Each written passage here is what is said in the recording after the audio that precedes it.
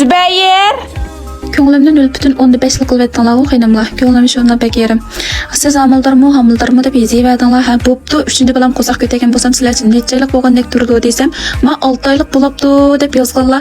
Bir agi tegib birashkini tug'ib baqanlar yozdinglarmi yoki shuna qarsaqlab yeziverdinglarmi? Sizlarga yezish oson bo'lgan bilan men qabul qilsam tezki to'xtab qildi deyman. Buni tuqqan analar 6 raqamini, 2ni tuqqan analar 7 raqamini yo'llab qo'yinglar-chu. Bu qo'saq 2 o'g'limni 9 oydan 18 oyga yetqizgan qo'saq. Mushtaq pul to'g'ib ketayotgan qo'saq.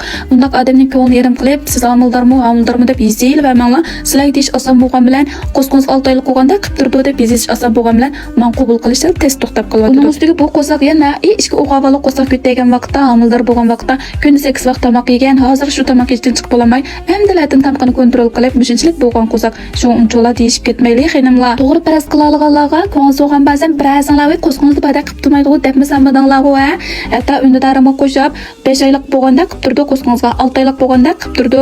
Ay ko'ngil so'g'an ba degantingiz to'g'ri topaldimmi? Ko'ngil so'g'ingizga nima so'q qilsiz deb so'ratsizlar. Ko'zimga ta'tirsak ko'rinib ba'zi xonimlar. Voy hozircha mush 2 o'g'avalni bir joylab baqaychu, elim mush uyning ichida, 4 tomning ichida 2 bolam bilan xomush bo'lib qolmadim. Uning boshqa hammasi bo'lib ketib borma. Bugun menga gul yo'llab qattiq tasalli bermisizlar. Men osmazman xaplab ketmayman deb turibsam. Bo'ptilar mush bolalar ishtihasizlik qancha darhol bolamaslar qarta suhbatlik ishonchlik pak ozuq qasam degan analar bash bet aloqalash uchun rahmat qilamiz. Analar qo'llash sizlarga qoldi.